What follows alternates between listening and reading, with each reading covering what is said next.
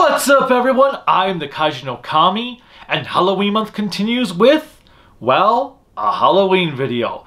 I'm going to do a clipless, editless, quick and easy ranking of the Halloween movies, because I had a few people ask me now that Kills is out how I would rank them. So I figured, why not? Since you like to hear me talk, and I like to hear me talk, and obviously I hear myself talk because I have to edit this. Well, I don't have to edit it, that's the whole point. So maybe I won't be listening to myself talk. Whatever. Instead of rambling on and on and on, maybe I should just get into the movies and my ranking, and I'm only going to give little details. It's going to be a clipless review. Well, clipless video, I guess. It's not really a review. So if you want to know why I dislike or like a movie more extensively, check out my reviews for them, because I have reviewed all of them. Except for Kills, obviously, since that's in theaters.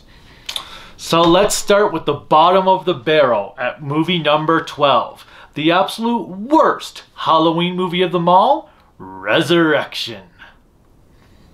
Yeah. Now, I should say, I got into the Halloween franchise in 2013. My first actual Halloween movie was Rob Zombie's first Halloween movie. Well, Resurrection, I knew nothing about it. Well, I knew nothing about pretty much this entire franchise when I came about it.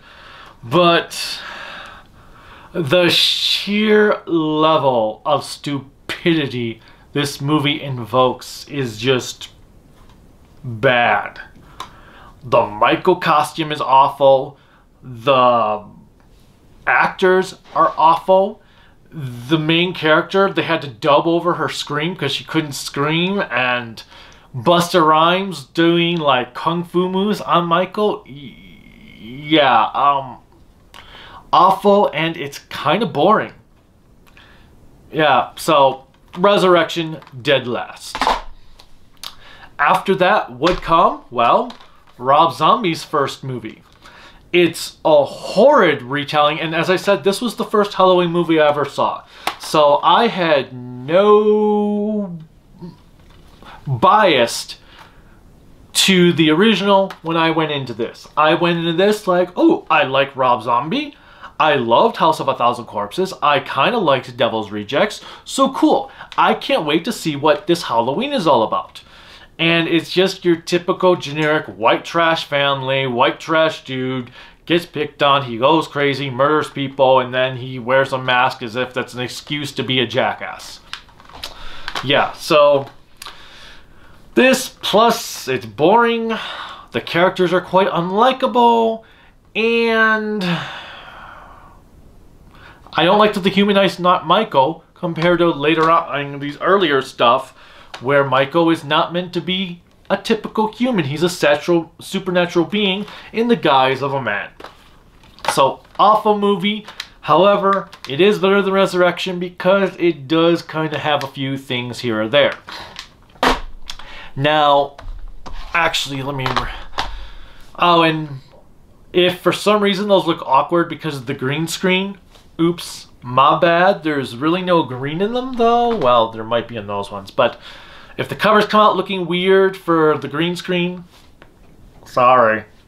Anyway, next one is misleading in a sort of way, but not quite. And that's the theatrical cut, The Curse of Michael Myers. The theatrical cut is just over the top, terrible. I don't even know what was going on in the last act, but it was just awful completely. I disdain the theatrical cut quite a lot. It's just not really all that good. And the kills are just way too over the top.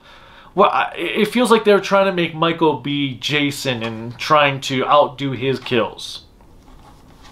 Yeah, okay. After that comes Rob Zombie Halloween 2.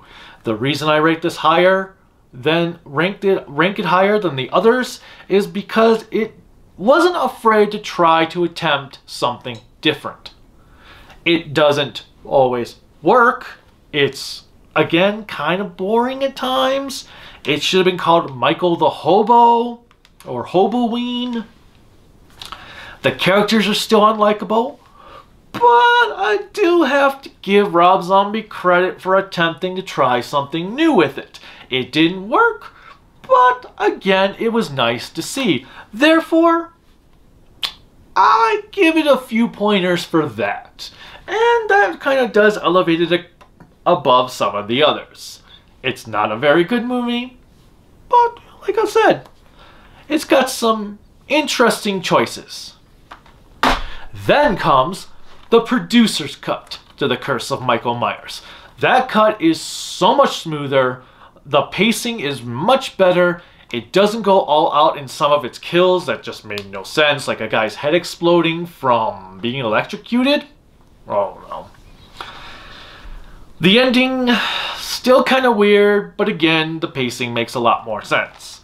I do like the Michael costume in this movie, which I forgot, or the Michael mask, I should say, in this one compared to what Halloween 5 did and what H2O and Resurrection did. So it has that, and there are a couple of moments of good atmosphere. Again, a lot of characters that aren't very likable. Plots that are kind of weird. Albeit harmless. It is kind of a letdown for I didn't have to have the several year gap between Halloween 5 and Curse of Michael Myers, so I wasn't all like, oh man, when are they going to finish this story? I saw it all in 2013 when I got into the franchise, and well, it sucked having Jamie die in the first little bit, especially because they didn't get the original actress back.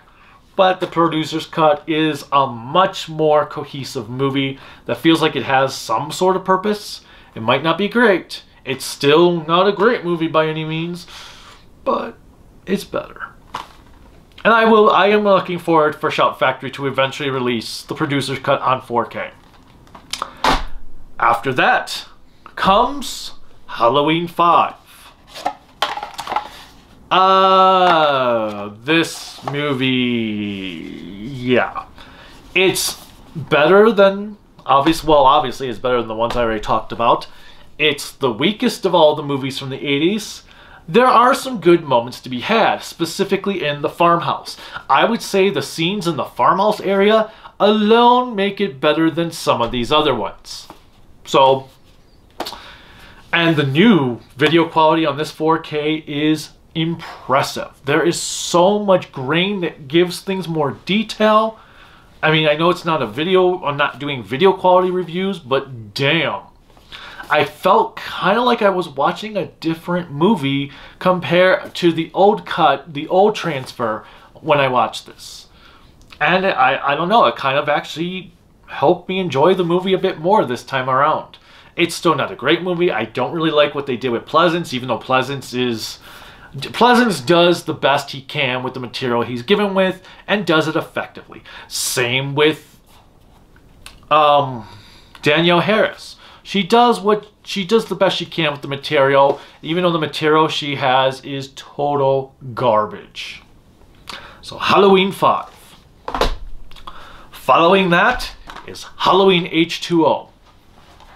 This was the first timeline reboot of Halloween, and it's kind of like Scream, but with Michael Myers in it. It's kind of weird. There's some good stuff in there. It's better than some of the other sequels. It's better than 5. It's better than Curse. But the Michael mask is eh. The characters aren't all that interesting. Like I said, it's kind of like Scream in the way it's executed. And it lacks some atmosphere. Jamie Lee Curtis is pretty good, even though you can tell she's clearly phoning it in. She's just there to collect a paycheck. However, what they were going for was effective. It works. It was a unique take. So, it's good. It's just very 90s. Very, very 90s. This is 90s horror movies in a nutshell. Especially those that came after Scream. Now, following that would be Halloween Kills. Halloween Kills, you know, I enjoyed it. But the more I've thought about it after the quickie review, I'm kind of like, I'm going to drop it to like 7 out of 10 instead of the 8 out of 10 I gave it. There's just, the more I think about it and the more I talk about it to people or I listen to other people talk about it and read about it, there's a lot of stuff that just went nowhere. As I said in my quickie, the movie was essentially filler material. And I loved Honest Trailers when they said it's the filler, it's the killer of filler. Because it really is. It's just one giant filler. There's a lot of awkward decisions that don't make sense. Something was missing. I will say it did have an incredible soundtrack and Michael was brutal. It's just that a lot of those kills were utterly pointless and yeah, the decision making was not very bright. However, I will give them credit for, on one end, because unlike Prometheus, these weren't top-notch scientists. These were not like the smartest brains on the planet. These were just typical redneck dumbasses doing dumbass redneck things. There's one problem though, and I'll bring that up in a moment. Following Halloween Kills, and I guess I'm saying following a lot for some reason. Coming after Halloween Kills is Halloween 2. It's a pretty good follow-up to the original film. It's kind of weird in how it's executed. The kills are really cool. And it takes place in like the most empty hospital ever. I mean, what hospital would have like 3 staff members? I don't know. Is it like a post-COVID hospital where everybody quit their jobs? I don't get the hospital aspect. I'm not a fan of this movie having the whole Laurie and Michael are siblings. I don't know, maybe it was something revolutionary back when it first happened in the 80s. I know I grew up knowing, oh, Michael and Laurie are siblings, cool. But I never watched the movies. And then when I watched them, I was like, really? Okay, I guess that's cool, but I just don't see it when watching the original. That's one of the reasons I love 2018. But it's got some great kills. It has some good atmosphere. The hospital, despite being hilariously empty, is a pretty good setting. So, it's a good, effective movie. There are some good moments of tension. The score is absolutely phenomenal, just as good as the score from the first one. So, yeah. Halloween 2.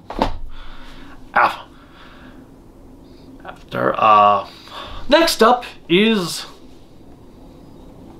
Halloween 4, which is my 4th favorite Halloween movie. Just like with Halloween 5, the video quality of this is immensely gorgeous. I thought I was watching this for the very first time due to how amazing it looked. Now, remember what I said about rednecks ganging up on Michael? None of them have guns.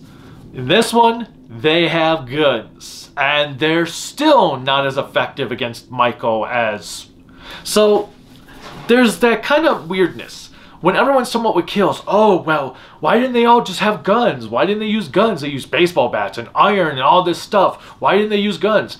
Because they tried it before with guns, and guns didn't do jack squat against Michael then. Why would it do anything against Michael now? Is it because you think, oh, well, it's a rebooted universe, so obviously they're going to be more effective with guns? Well, clearly not.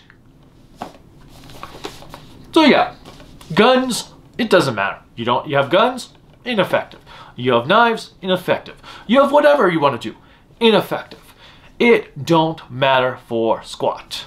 Alright, but Halloween 4, I love Danielle Harris in this. She is an amazing actress in this for being a child actress.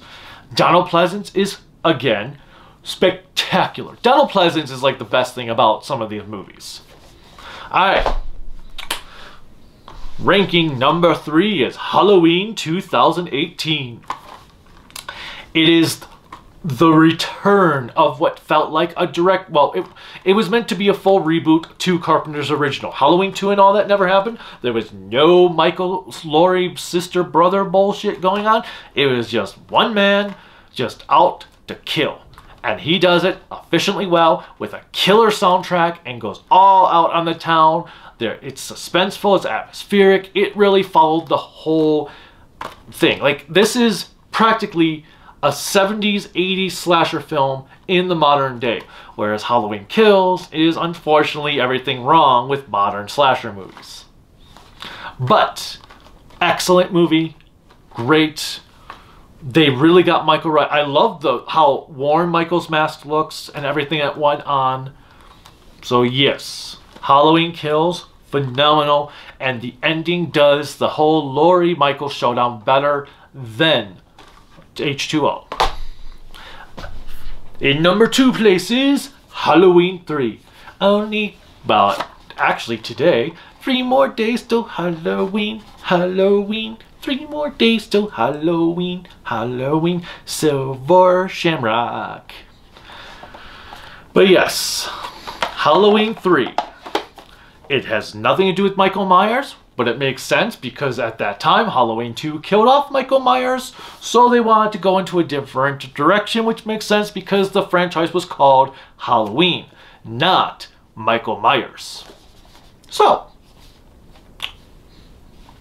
this is like the black sheep of the Halloween franchise, and it's a shame. I'm glad that in the more modern day, as I've come to love it back when I first saw it, other people are coming to love this movie. They're getting off the mindset that it has to be Michael Myers just because it's called Halloween. They're coming to the mindset like, okay, it's Halloween as in the holiday, not that it's Michael Myers. Cool. I'm okay with that. This movie rocks. Yeah, there's still those naysayers that are like, well, it sucks because it's not a Halloween, it's not a Michael Myers movie. Fuck you. It doesn't have to be.